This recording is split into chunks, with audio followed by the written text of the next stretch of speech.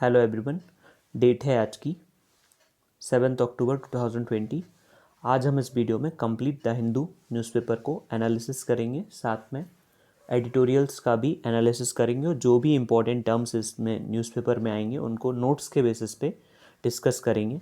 तो जो सबसे पहली न्यूज़ है वो है बायोडिकम्पोजर्स जो हैं वो दिल्ली गवर्नमेंट यूज़ करेगी। दिल्ली में जितने भी दिल्ली में जो राइस के खेत हैं वहाँ पे इसको यूज़ किया जाएगा। तो बायोडिकम्पोज़र क्या है, उसको जो स्टबल बचता है फार्मर्स के पास खेत में, उस स्टबल के ऊपर ये बायोडिकम्पोज़र्स जो है वो स्प्रेड कर दिया जाएगा, जिससे कि वो जो स्टबल है, चाफ है, वो डायरेक्टली ही डिकम्पोज हो जाएगा। स्टबल बर्निंग बहुत ही बड़ा एक इशू है पॉल्यूशन फैलाने वाला, तो उसका एक बार उसका डिस्कशन कर लेते हैं नोट्स के बेसिस पे। तो जो ट्रेडिशनल प्रैक्टिस होती है पंजाब और हरियाणा में, उसमें वो लोग राइस के चाफ को क्लियर करते हैं जो कि फील्ड पे होता है, और उसके बाद उस फील्ड को प्रिपेयर किया जाता है विंटर सोइंग के लिए, मींस रबी क्रॉप को सो करने के लिए उसको प्रिपेयर करते हैं। और ये जो है अक्टूबर में स्टार्ट होता है और नवंबर में ये चीज़ पीक हो जाती है। और जब वो ये सब जला देते हैं स्टबल, तो उसके जलाने की वजह से बहुत ज़्यादा मात्रा में सूट पार्टिकल्स और स्मोक पार्टिकल्स प्रोड्यूस होते हैं जो कि आसपास के एरिया में फैल जाते हैं, इवन दिल्ली तक, जिसकी वजह से स्मोक और फॉग दोनों मिलके स्मोक फॉर्मेशन करते हैं। तो जो पॉल्यूटेंट्स होते हैं, मेजर पॉल्यूटेंट्स इसमें पार्टिकुलेट मैटर PM2.5, कल भी हमने डिस्कस किया था यहाँ पे कि जो पार्टिकुलेट मैटर होता है PM2.5, वो जो PM2.5 होता है वो कुछ, लेट सपोज ये पार्टिकल है तो इसका डायमीटर 2.5 माइक्रोमीटर होता है। Micrometre means 10⁻⁻⁶ metre. ये इतना स्मॉल पार्टिकल होता है जो चाफ के जलाने के बाद निकलता है, और जिसकी वजह से दिल्ली में पॉल्यूशन होता है। और अब इसका जो रीज़न है, subsidies in assured procurement of rice have led to rise in rice acreage, means rice में गवर्नमेंट बहुत ज़्यादा सब्सिडीज़ प्रोवाइड करती है और राइस को प्रोक्योर करती है, ख़रीदती है, जिसकी वजह से फार्मर्स उसी को प्रोड्यूस करने के लिए काम करते हैं। और मॉडर्नाइज फार्म मैकेनाइजेशन है, जिसकी वजह से राइस जो है वो लार्ज क्वांटिटी में मिलता है, साथ में राइस का जो स्टेबल है वो बच जाता है। अब Punjab prevention of water subsoil act, इसने मैंडेट किया है फार्मर्स को कि वो पैडी का जो क्रॉप का सोइंग है वो थोड़ा लेट कर दें, जिससे कि जो ग्राउंड वाटर एक्सट्रैक्शन है वो ना हो। देन 10 डेज़ का इससे डिले हो जाता है। और crop burning contributed nearly 40% of PM2.5 in December 2006 in Delhi। तो ये इशू है क्रॉप बर्निंग के बेसिस पे। देन जो सुप्रीम कोर्ट की डिविजनल बेंच है 3 बेंचेस की, उन्होंने हाथरस गैंगरेप केस में बोला है कि वो स्मूथ प्रूव करेंगे उसमें। Then here is the political news, Nitish is the leader of NDA in Bihar. तो यहाँ पे दिया हुआ है सीट शेयरिंग फार्मूला। बिहार में अभी असेंबली इलेक्शन है। JDU जो है वो 122 सीट्स पे कॉन्टेस्ट करेगी एंड 243 मेंबर्स की वहाँ पे टोटल जगह है। एंड जो BJP है वो 121 सीट्स पे जो है वो इलेक्शन compete करेगी। देन फर्स्ट पेज से और इम्पॉर्टेंट न्यूज़ है, Pompeo slams China at Quad meeting. जो माइक पेम्पियो हैं, जो सेक्रेटरी ऑफ स्टेट हैं यूनाइटेड स्टेट्स ऑफ अमेरिका के, उन्होंने चाइना को स्लैम किया। तो ये अपने लिए इम्पॉर्टेंट नहीं है। Important for us is the quad. So what is quad, that is important for us. So quad को नोट्स के बेसिस पे डिस्कस कर लेते हैं कि क्वाड क्या है। 1 मिनट। क्वाड जो है वो 4 कंट्रीज़ का ग्रुप है जो कि डेमोक्रेसीज़ हैं। जो क्वाड्रिलेटरल सिक्योरिटी डायलॉग है उसमें इंक्लूड करता है जो कि डेमोक्रेसीज़ हैं, Japan, India, United states, Australia, ये 4 कंट्रीज़ हैं, और जो ये चारों नेशन हैं वो डेमोक्रेटिक नेशंस हैं, और उनका कॉमन इंटरेस्ट है undermining unhindered maritime trade and security. Means इन चारों कंट्रीज़ का जो मेन इंटरेस्ट है वो इस काम में है कि जो मैरीटाइम ट्रेड है वो बिना किसी परेशानी के और सिक्योरिटी के साथ चलता रहना चाहिए। इसका जो आइडिया है क्वाड का, वो सबसे पहले प्राइम मिनिस्टर शिंजो आबे, जो कि अभी प्राइम मिनिस्टर कुछ समय पहले तक थे, उन्होंने रखा था। और आइडिया जो है वो नहीं उनका सक्सेसफुल हो पाया बिकॉज ऑस्ट्रेलिया उसमें से बाहर निकल गया। अब इस ग्रुप का सिग्निफिकेंस क्या है? क्वाड एक अपॉर्चुनिटी है लाइक माइंडेड कंट्रीज़ को, जो कि अपना कोलैबोरेट कर सकते हैं अपने प्रोजेक्ट्स में म्यूचुअल इंटरेस्ट के लिए। जो है वो विज़न शेयर करते हैं कि जो इंडो पैसिफिक रीजन है वो फ्री होना चाहिए। डेवलपमेंट इकोनॉमिक प्रोजेक्ट्स में सभी लोग इन्वॉल्व रहते हैं, मैरीटाइम डोमेन में जो भी प्रोजेक्ट्स होते हैं। It is one of the many avenues for interaction among India, Australia, Japan and US. अब इसमें चाइना जो व्यू है उसका क्या है? There is a general understanding जो है वो क्वाड जो है वो मिलिट्री डायमेंशन तो नहीं लेगी अगेंस्ट एनी कंट्री, लेकिन चाइना जो है वो उसको एलाइज करता है कि ये एक एशियन नेटो है, नॉर्थ अटलांटिक ट्रीटी ऑर्गेनाइजेशन। जैसे कि नाटो की कंट्रीज़ हैं, वो किसी एक कंट्री पे कोई अटैक कर देता है तो सारी कंट्रीज़ उसको बचाने में लग जाती। सेम चाइना का कहना यहाँ पे है।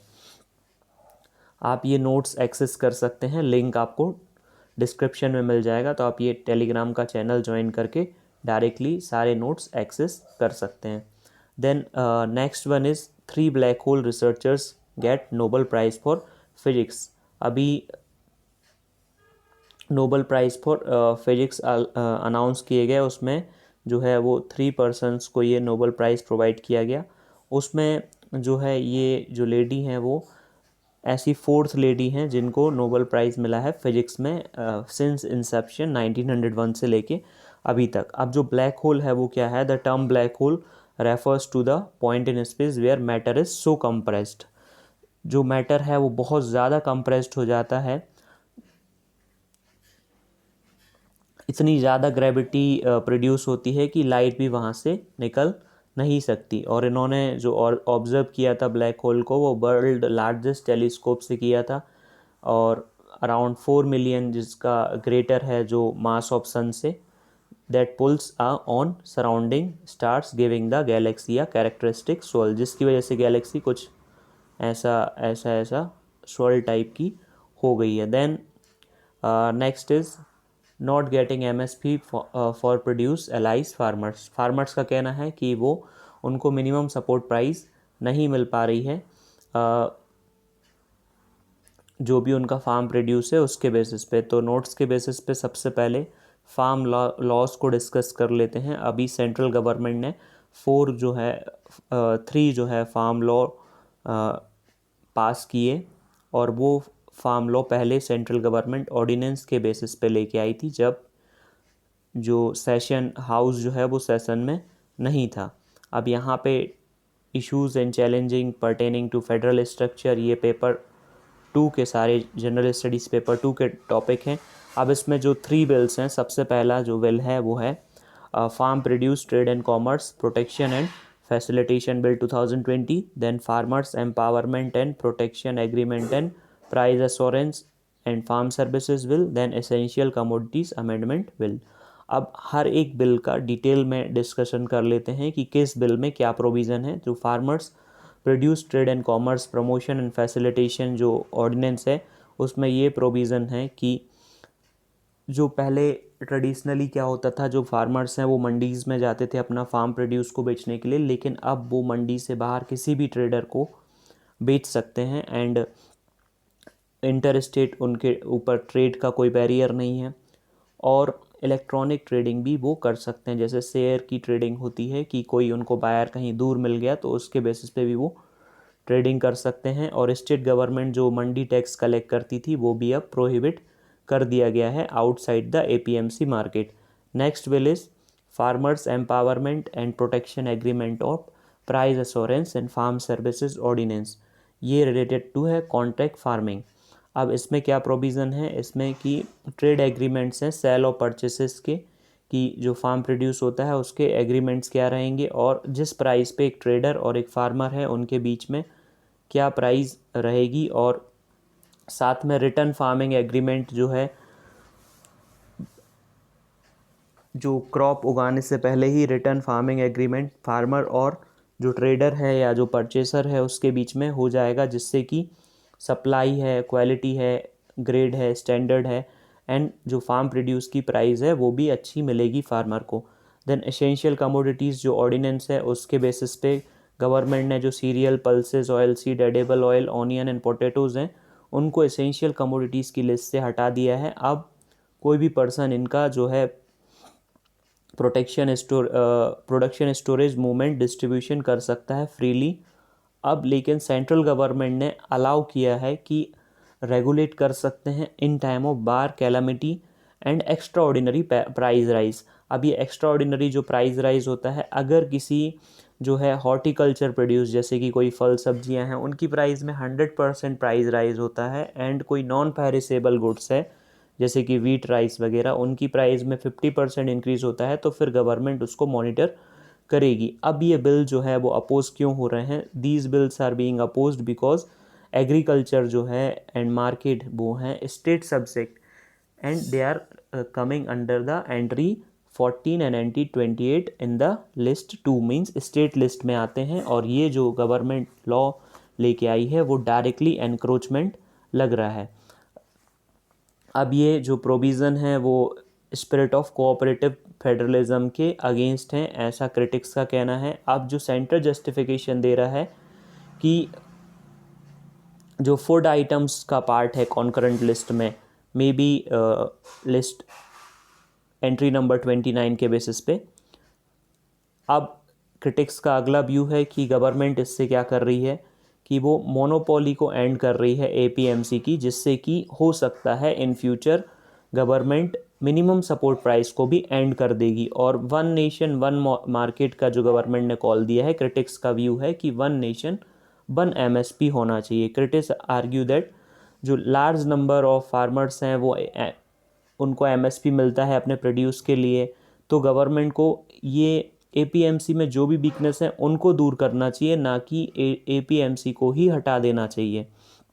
अब गवर्नमेंट का जो जस्टिफिकेशन है, ये जो लॉ है नो वेयर इसने कहीं भी ऐसा नहीं कहा है कि जो है मिनिमम सपोर्ट प्राइस को हटा दिया जाएगा, और इस तरह की जो परचेस है एपीएमसी जो करती हैं वो कंटिन्यू रहेगा, ऐसा गवर्नमेंट का इनको अश्योरेंस है।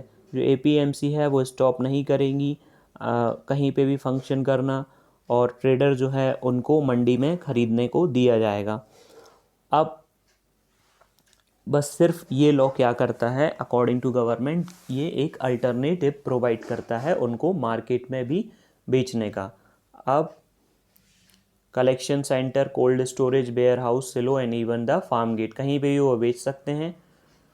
अब transaction in trade areas will not change APMC market of fee, और अगर वो बाहर भी बेचते हैं तो उनको कोई भी एपीएमसी मार्केट की फ़ी नहीं लगेगी। और no mechanism for price fixation. The price assurance bill, while offering protection to farmer against price exploitation, does not prescribe for mechanism of price fixation. इसमें कोई भी mechanism नहीं है कि प्राइस को फिक्स किया जाए। The next concern is कि इसमें फूड सिक्योरिटी अंडरमाइन की गई है। अभी तो इंडिया में बहुत सारा जो फूड है वो स्टोर है 2-3 साल का और भी ज़्यादा है, लेकिन अगर इसी तरह से चलता रहा, गवर्नमेंट अगर प्रिक्योर नहीं करेगी तो स्टेट्स को पता नहीं चल पाएगा कि उनके पास कितना कोई भी सब्सटेंस स्टोर्ड है, तो वो फिर उसको पता नहीं लगा पाएंगे। Then easing of regulation of food items would lead to exporters, processors and trader hoarding farm produce during harvest season, वो उसको जो है होर्ड भी कर सकते हैं। और फार्मर्स का अगला कंसर्न है कि जो बिगेस्ट जो कॉरपोरेट ग्रुप हैं जैसे कि अडानी, अंबानी, ये एग्रीकल्चरल रिटेल सेल में आ जाएंगे और इससे बहुत ही ज़्यादा हार्म होगा। तो इस तरह से ये था farm bill. Then next is बिल्बेगिन बायो डिकम्पोजर्स फ्रॉम अक्टूबर, ये डिस्कस कर चुके हैं न्यूज़ अपन। Then no coercive action against FB officer, हाँ PIL to monitor cases against MLAs।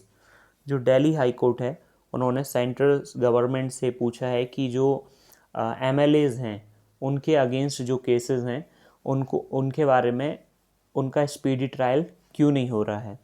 और सुप्रीम कोर्ट ने डायरेक्शन दिया है हाई कोर्ट को कि इमीडिएटली जितने भी लॉन्ग पेंडेड क्रिमिनल केसेस हैं किसी के भी अगेंस्ट हो, आइदर सिटिंग और फॉर्मर लेजिस्लेचर के बीच हो। अब यहाँ पे PIL जो है वो इनिशिएट की गई है।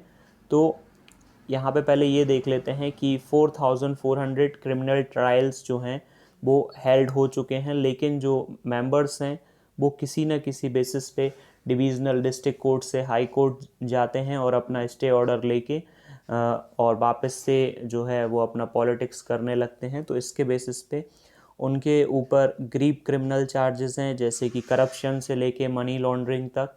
अब यहाँ पे इम्पॉर्टेंट टर्म जो अपने लिए है वो है PIL। तो PIL को डिस्कस कर लेते हैं। PIL जो है वो है पब्लिक इंटरेस्ट लिटिगेशन।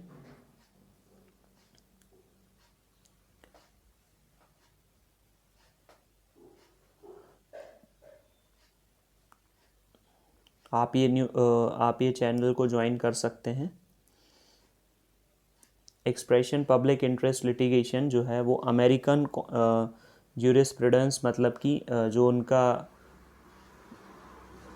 सिस्टम होता है जस्टिस का, उससे ली गई है।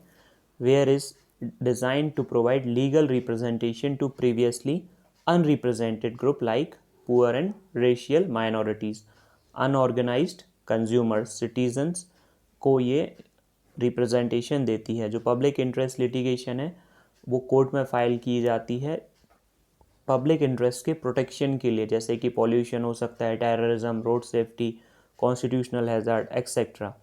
जो कोई भी मैटर जहाँ पे पब्लिक का इंटरेस्ट जो है अफेक्ट हो रहा है वो उसका रिड्रेशल किया जाता है पब्लिक इंटरेस्ट लिटिगेशन में। अब यहाँ पे ये PIL जो है वो बहुत ही इंपॉर्टेंट मैटर्स जैसे कि bonded labour, neglected children, non payment of minimum wages, atrocities on women, environment pollution and disturbance of ecological balance, then food adulteration, then maintenance of heritage and culture, इसके basis पे की जाती है। then जो first PIL थी वो हुसीनारा खातून versus state of Bihar, that focus the inhuman condition of prisoner under trial prisoners that led to the release of 40,000 under trial prisoner। मतलब जो फर्स्ट PIL थी उसमें इतना ज़्यादा लोगों को बेनिफिट इसका मिला है। अब इसके बेसिस पे यहाँ पे देख लेते हैं कि कैसे मींस PIL कैसे लगाई जाती है। Under article 32 of the Indian constitution, supreme court में कोई भी person public interest litigation file कर सकता है under article 226 of Indian constitution high court में, and under section 133 of CRPC court of magistrate के सामने PIL जो है वो ला सकता है। अब यहाँ पे PIL जो है वो सिर्फ state, central government, municipal authorities के अगेंस्ट ही लगाई जा सकती है, कोई प्राइवेट पार्टी के अगेंस्ट नहीं। तो जो PIL में स्टेट की डेफिनेशन है वो आर्टिकल 12 जो अपना कॉन्स्टिट्यूशन का है उसमें दी गई है। includes the government and parliament of India and the government and legislature of each states and the local and other authorities within the territory of India। ये सारी PIL के अंडर में आती हैं। Then next is Maharashtra to decide on reopening schools only after accessing situation. Rajasthan to provide seeds fertiliser for rabi crop. अब जो रबी crop होती है वो सितंबर अक्टूबर में उसको सो किया जाता है और मार्च अप्रैल में उसको कट किया जाता है। वीट प्रीडोमिनेंटली सबसे जो लार्जेस्ट क्रॉप है वो रबी क्रॉप है। देन नेक्स्ट ये जो है पूरा का पूरा जो एडिटोरियल है वो पॉलिटिकल है, इसको डिस्कस नहीं करेंगे। इसके बाद ये इंडिया के क्रिमिनल जस्टिस सिस्टम में क्या कमियां हैं इसके बेसिस पे है। देन दिस वन इज़ जो हेपेटाइटिस सी के लिए कल नोबल प्राइज़ प्रोवाइड किया गया, उसके बेसिस पे ये आर्टिकल है। देन दिस वन इज़ कि इतना ज़्यादा सिक्योरिटी होने के बाद भी जो डोनाल्ड ट्रंप हैं उनको नोबल कोरोना वायरस हो गया, तो इसके पीछे कोई ना कोई तो रीज़न होगा। एंड ये जो है वो इन्होंने राइटर ने ये बताया है कि जो फिफ्थ पिलर है डेमोक्रेसी का या किसी भी गवर्नमेंट का, वो अब धीरे धीरे फिफ्थ पिलर ऑफ डेमोक्रेसी जो है वो फॉर्म होना स्टार्ट हो गया है with the rise of social media, ऐसा राइटर का कहना है यहाँ पे। एंड देन नेक्स्ट ये वाला पॉलिटिकल ओरिएंटेशन है और ये स्पोर्ट्स से रिलेटेड है, so these we will not discuss. Firstly we are discussing the we are discussing this cartoon. तो यहाँ पे ये आपको अमित शाह नज़र आ रहे होंगे, यहाँ पे ये नीतीश कुमार। अभी अपन ने सीट शेयरिंग फार्मूला देखा था कि टोटल 243 सीट्स हैं बिहार की, and out of this seat 122 is being fought by Nitish Kumar and 121 out of those is being fought by 121 by BJP, and Ramvilas Paswan can be seen here, he is fighting alone the election. तो सबसे पहला जो article है first discuss नहीं करना था, ये वाला डिस्कस करते हैं। तो वैंक्विशिंग वायरसेस, तो वायरसेस के बारे में पता लगाने के लिए जो नोबल प्राइज़ है वो दिया गया है, जो अभी वो लार्जली इंस्पिरेशन हो सकता है बहुत सारे लोगों के लिए। और एट अ टाइम व्हेन जो वर्ल्ड है उसमें बहुत ही मल्टीपल असॉल्ट फेस हो रहे हैं, बहुत चैलेंजेस हैं कोविड-19 के बेसिस पे, जो नोबल कमेटी है उन्होंने 3 साइंटिस्ट को डिसाइड किया है जिन्होंने हेपेटाइटिस सी जो वायरस है उसके वायरस के बारे में पता लगाया था। 2020 नोबल प्राइज़ ऑफ फिजियोलॉजी और मेडिसिन, तो ये दिया गया है Harvey J Alter, Michael Houghton and Charles M Rice. Is a stout and endorsement of years of work, जो है इन्होंने बहुत सालों लगा दिए इस काम में। जो रिसर्चर्स एक पैथोजेन के पीछे जाते हैं और उसमें मतलब अपना सालों का मेहनत लगा देते हैं, दिन रात एक कर देते हैं, और फिर उसके बाद उनको जो है उस वायरस के बारे में या जो भी उनका पैथोजेन है उसके बारे में इंफॉर्मेशन मिल जाती है। अब जो एक्कोलेट्स जो है मतलब पूरा का पूरा श्रेय है जो वो इन तीनों जो साइंटिस्ट हैं उनके लिए जाता है। उन्होंने हेपेटाइटिस सी का ओरिजिन पता लगाया। जो उनका वर्क है नोबल स्टेटमेंट सेड, ये जो हेपेटाइटिस सी है वो आरएनए वायरस है जो कि फैल्बिविरस फैमिली से बिलोंग करता है, और उसको HCV हेपेटाइटिस सी वायरस और हेपेटाइटिस बी वायरस जो है वो सबसे पहले डिस्कवर किया गया था, और इसकी जो सबसे पहले वैक्सीन बनाई गई थी उनको जिन्होंने डिस्कवर किया था बरूच ब्लमबर्ग। ये पूरा फैक्चुअल है, तो इसके बेसिस पे डिस्कस करने में थोड़ा प्रॉब्लम हो रही है because so many factors have been poured air in the article. तो ये 1976 में इनको भी नोबेल प्राइज़ प्रोवाइड किया गया। अब जो हेपेटाइटिस है वो बहुत बड़ा ग्लोबल हेल्थ जो मोर्टेलिटी और मॉर्बिडिटी का कॉज है। 1.34 मिलियन डेथ हैं वो 2015 में रिपोर्ट की गई थी, और 1990 से 63% इंक्रीज़ हो चुका है। और इसके जो नंबर हैं वो टीबी और एड्स से भी ज़्यादा हैं। तो अगर डिस्कवरी हो गई है HB और HCV की, तो ये बहुत बड़ा एक अचीवमेंट हो सकता है। और नोबल जो कमेटी है उन्होंने भी इसको डेजिग्नेट किया है among the most impactful science accomplishment of the 20th century. Then next one is about India's criminal justice system. जो इंडिया में क्रिमिनल जस्टिस सिस्टम होता है, सबसे पहले कोई भी पर्सन जो विक्टिम होता है वो पुलिस के पास जाता है, और फिर पुलिस उसके बिहाफ पे FIR रजिस्टर करती है। फिर FIR रजिस्टर करने के बाद पुलिस जो है वो छानबीन करती है, एविडेंसेस का पता लगाती है, कोई अगर पर्सन है जो गवाह है उसका पता लगाती है, जो सस्पेक्ट है उसको लेके जाती है, और फिर जो पब्लिक प्रोसिक्यूटर है जो कि विक्टिम की तरफ से होता है वो उससे क्रॉस एग्जामिनेशन करता है जज के सामने, तब जाके फिर जज फैक्ट के बेसिस पे, एविडेंस के बेसिस पे जो है अपना रिज़ल्ट देता है। लेकिन यहाँ पे राइटर ने ये बताया है कि इंडिया में जो क्रिमिनल जस्टिस सिस्टम है उसका डिसइंटीग्रेशन बहुत ज़ोरों पे चल रहा है। मतलब अगर कोई गवर्नमेंट मेजॉरिटी में होती है तो वो कोई भी लॉ बना देती है लोगों से बात किए हुए बिना, और साथ में फिर उस लॉ के बेसिस पे आर्बिट्ररीली डिसीज़न ले लेती है, इन्वेस्टिगेट करती है और अपनी जो पूरी मशीनरी है वो इस काम में लगा देती है। Which means that not only does it define what is crime, वो डिफाइन ही नहीं कर पाते क्राइम क्या है, बट सिलेक्टिवली जो है उसी क्राइम के बारे में ज़्यादा ध्यान देते हैं जिसको वो एंड्रोस करते हैं, मींस जिसके बारे में वो सोचते हैं। अब जैसे विकास दुबे जो है अभी थोड़े दिन पहले एनकाउंटर हुआ था, उसमें गवर्नमेंट ने जो है डायरेक्टली पनिश कर दिया, एक्यूज्ड का कोई क्रिमिनल ट्रायल भी नहीं हुआ और उन्होंने अपने मन से सारा कुछ कर दिया। और इससे ये पता चलता है कि पावर ऑफ मतलब उनका जो पावर ऑफ लेवल है उनके पास वो कितना है। उन्होंने खुद ही जज, ज्यूरी एंड एग्जीक्यूशनर सब कुछ खुद ही बन के ये सारा जो काम है वो कर दिया। अब इसमें गवर्नमेंट और जुडिशरी का भी डिस्कनेक्ट है।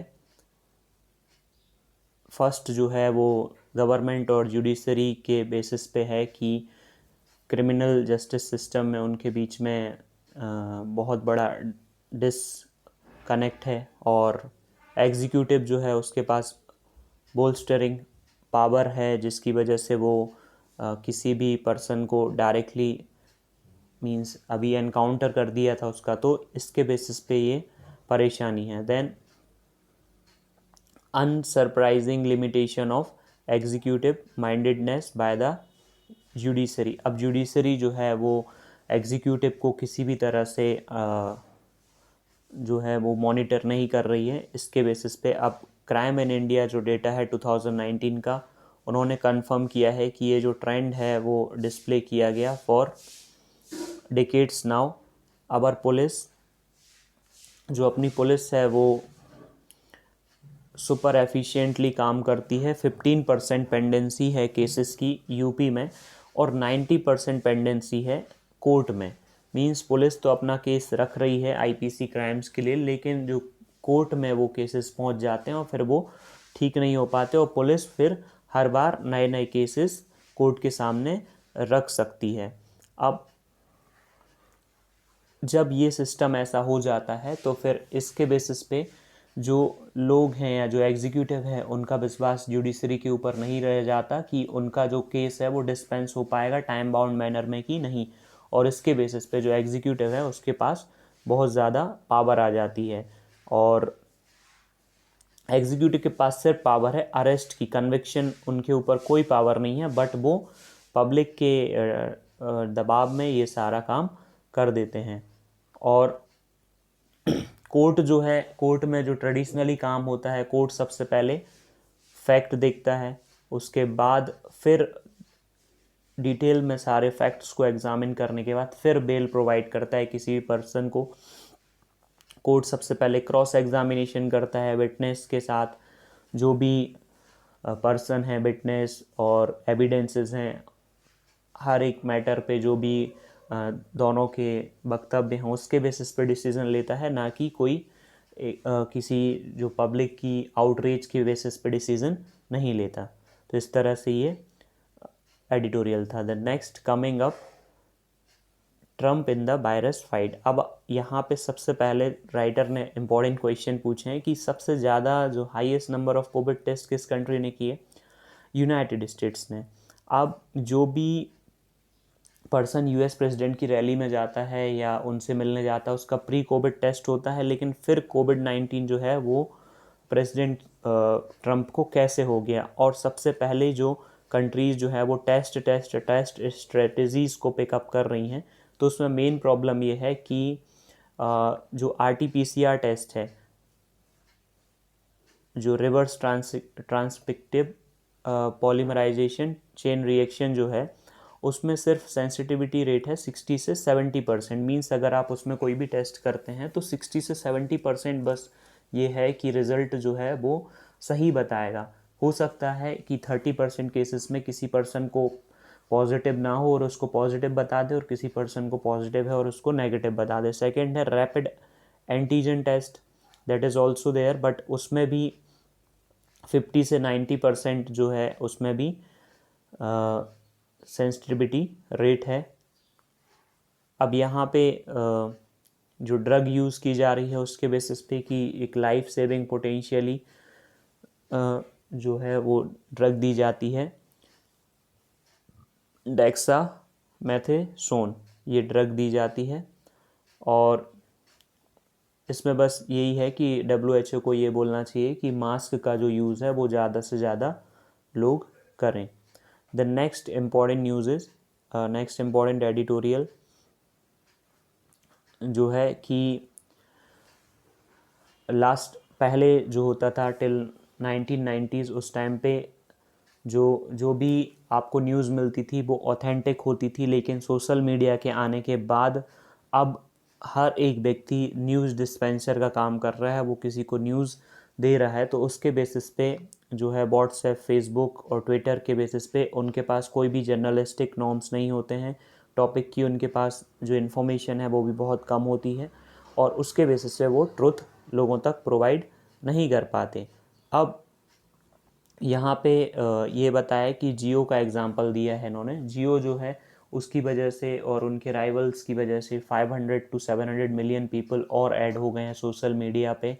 तो इसके बेसिस पे अब उनको मॉनिटर करना बहुत ही टफ़ हो गया है, और जो पर्सन हैं उनको भी इंडिविजुअली मॉनिटर करना बहुत मुश्किल हो गया है। इसमें आर्टिकल में ये बात की गई है कि अगर कोई पर्सन राइट विंगर्स से रिलेटेड कोई जो चैट है वो सर्च करता है फेसबुक पे, तो उसको सारी की सारी जो फेसबुक का एल्गोरिदम है वो प्रॉफिट मेकिंग के बेसिस पे है, कि अगर आप कोई एक चीज़ सर्च करोगे तो उसी को बार बार दिखाएगा, ना कि वो आपको मॉनिटर करेगा उसके बेसिस पे। अगर आपने कोई एक फ्रिज सर्च किया, लेट सपोज कोई XYZ कंपनी का, तो आप हर बार जब इधर उधर कोई भी चीज़ सर्च करोगे, एक सोशल मीडिया पे एक बार सर्च कर ली तो आपको वो हर एक सोशल मीडिया अकाउंट पे वो दिखा देगा। तो इसका मतलब है कि यहाँ पे उनका जो एल्गोरिदम है वो प्योरली प्रॉफिट मेकिंग है। अब सबसे पहले जो है क्या थिंग्स उनको करनी चाहिए, उनके ऊपर बहुत ज़्यादा प्रेशर है कि जो मिस इन्फॉर्मेशन है और हेट स्पीच है जो फैल रही है, और ये भी उनके ऊपर ये आरोप है कि जो लेफ़्ट विंग है और राइट विंग दोनों को वो सप्रेस कर रहे हैं, अपने आइडियाज़ को पुट फॉरवर्ड नहीं करने दे रहे, क्योंकि वो एक तरह से अपने आइडियाज़ को रखने का ही तो प्लेटफॉर्म है सोशल मीडिया, लेकिन वो इसको नहीं कर पा रहे हैं। अब गवर्नमेंट को इसके ऊपर क्लियर कट लेजिस्लेशन बनाने की ज़रूरत है। जो इंडिया है उसको एक कोई ना कोई लॉ लेके आना चाहिए जिससे कि इनको मॉनिटर किया जा सके। अब जो गूगल और फेसबुक हैं वो एंडोर्स करती हैं कि वो फ्री स्पीच को प्रमोट करती हैं, प्रेस एक्टिविटीज़ को प्रमोट करती हैं, ठीक है, लेकिन कहाँ तक करती हैं ये देखना होगा। Then we need strong intervention, अपन को एक स्ट्रॉन्ग इंटरवेंशन की ज़रूरत है, नहीं तो जो मीडिया के साथ साथ जो मीडिया जो है वो फोर्थ स्टेट है, ये अनमैनेजेबल फिफ्थ स्टेट बन जाएगा जो कि सोशल मीडिया होगा। तो इसके बेसिस पे ये एडिटोरियल है। Then next one is centre to fix jurisdiction of river boards. जो रिवर बोर्ड्स हैं डिफरेंट्स, उनके बेसिस पे सेंट्रल गवर्नमेंट उनका ज्यूरिसडिक्शन मतलब वो कहाँ उनका जो अधिकार क्षेत्र है वो फिक्स करने जा रही है। यहाँ पे जो न्यूज़ है वो सेंट्रल गवर्नमेंट जो है वो डिटरमाइन करेगी jurisdiction of Krishna and Godavari river management board. और इसके बेसिस पे नोट्स के बेसिस पे डिस्कस कर लेते हैं कि ये आखिर इशू क्या है। पहले ये देख लेते हैं कि जो कृष्णा और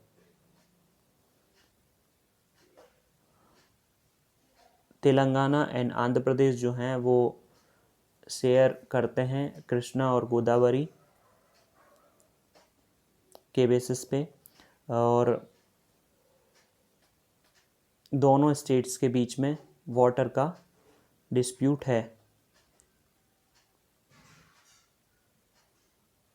और सेंट्रल गवर्नमेंट ने इसके बेसिस पे, हाँ यहाँ पे सबसे पहले गोदावरी रिवर, जो गोदावरी रिवर है वो त्र्यंबकेश्वर नासिक महाराष्ट्र के पास से निकलती है और फ्लो होती है 1465 किलोमीटर और बे ऑफ बंगाल में जाने से पहले। और इसका जो ड्रेनेज बेसिन है गोदावरी बेसिन वो महाराष्ट्र से लेके तेलंगाना, आंध्र प्रदेश, छत्तीसगढ़, उड़ीसा में है और small part Madhya Pradesh and Karnataka में भी है। और इसकी जो ये ट्रिब्यूटरीज दी हैं, देन कृष्णा जो रिवर है वो ओरिजिनेट होती है महाबलेश्वर, सतारा, महाराष्ट्र में और सेकेंड बिगेस्ट पेनिनसुलर इंडिया की ये रिवर है गोदावरी रिवर के बाद। It runs from the 4 states Maharashtra, north Karnataka and rest of 1300 kilometre journey in Telangana, Andhra Pradesh. अब यहाँ पे ये इंटर वाटर जो डिस्प्यूट होता है वो कॉन्स्टिट्यूशन का आर्टिकल 262 प्रोवाइड करता है adjudication of inter state water dispute. Under this जो पार्लियामेंट है वो लॉ प्रोवाइड कर सकता है कि इंटर स्टेट जो वाटर डिस्प्यूट है उसको रिजॉल्व किया जा सके, वाटर का डिस्ट्रीब्यूशन, यूज़ और कंट्रोल जो है वो इंटर स्टेट के बीच में हो सके। पार्लियामेंट जो है वो प्रोवाइड करती है कि ना तो सुप्रीम कोर्ट ना ही कोई जो कोर्ट है वो इस पे ज्यूरिसडिक्शन रहेगा। और पार्लियामेंट जो है उन्होंने 2 लॉज बनाए हैं, river board act and inter state water disputes act. तो रिवर बोर्ड एक्ट है वो प्रिस्क्राइब करता है establishment of river board by, जो अपन ने अभी देखा था, Godavari river board and Krishna river board. The river board is established on the request of state government. तो इसके बेसिस पे ये न्यूज़ थी। Then next news is ED questions Kerala CPIM leaders son. तो ये अपने लिए इम्पोर्टेंट नहीं है, important for us is ED Enforcement Directorate. The Director General of Economic Enforcement is the Law Enforcement and Economic Intelligence Agency, जो है वो responsible है कि इकोनॉमिक लॉ को एनफोर्स करे। ये सबसे पहले फॉर्म हुई थी एक्सचेंज क्रिमिनल लॉ वायलेशन के under, foreign exchange regulation act के अंडर, और इनिशियली जो है वो डिपार्टमेंट और इकोनॉमिक अफेयर्स के अंडर आती थी और 1956 में उसको एनफोर्समेंट यूनिट और डिपार्टमेंट ऑफ रेवेन्यू के अंडर आती है और 1957 में इसको रीनेम कर दिया और डिपार्टमेंट ऑफ रेवेन्यू के अंडर ही आती है और इसका हेडक्वार्टर दिल्ली में है और रीजनल ऑफिस 6 जगह पे हैं। और इसके फंक्शन क्या हैं? तो सबसे पहला फंक्शन है कि जो फेमा है फॉरेन एक्सचेंज मैनेजमेंट एक्ट, इसके प्रोविज़न के बेसिस पे वर्क करती है और फेमा वायलेशन के बेसिस पे, then prevention of money laundering act के बेसिस पे, then fugitive economic offenders act 2018 के बेसिस पे वर्क करती है, then adjudicating show cause notice under the FERA foreign exchange regulating act 1917, then sponsoring cases prevention of detention under the conservation of foreign exchange and prevention of smuggling act 1974। तो इसके basis पे जो है वो ED का work आता है। Then next one is, यहाँ से इम्पॉर्टेंट नहीं है, then NCERT material to be provided in sign language. जो साइन लैंग्वेज होती है वो जो पर्सन इस डम और डेफ होते हैं उनके बेसिस पे साइन लैंग्वेज के बेसिस पे जो है प्रोवाइड की जानी है। देन यहाँ पे एक भी इम्पॉर्टेंट न्यूज़ नहीं है जिसको अपन डिस्कस करें। Then BMS to hold protest over labour laws, we have discuss labour laws in last 3 days, so today we are not discussing those. अब इसके बाद इकोनॉमी जो पेज है उस पर कुछ इम्पॉर्टेंट न्यूज़ है। Services PMI shows slump easing but job losses swell. जो सर्विसेज PMI है वो थोड़ा सा मतलब उसमें जो गिरावट है वो अब थोड़ी कम हुई है, लेकिन जॉब लॉस तो अभी भी है। जो PMI होता है वो 50 से अगर ऊपर है तो वो इंक्रीज़ दिखाता है और 50 से अगर नीचे है तो वो कॉन्ट्रैक्शन शो करता है। अब गवर्नमेंट जो है उन्होंने PLI जो स्कीम है उसके बेसिस पे 11,000 करोड़ के जो प्रपोजल्स हैं उनको मंजूरी दी है, that is production linked incentive scheme. इसमें स्कीम में जो भी कंपनी जो है प्रोडक्शन करती है उसके बेसिस पे उनको इंसेंटिव प्रोवाइड किया जाता है।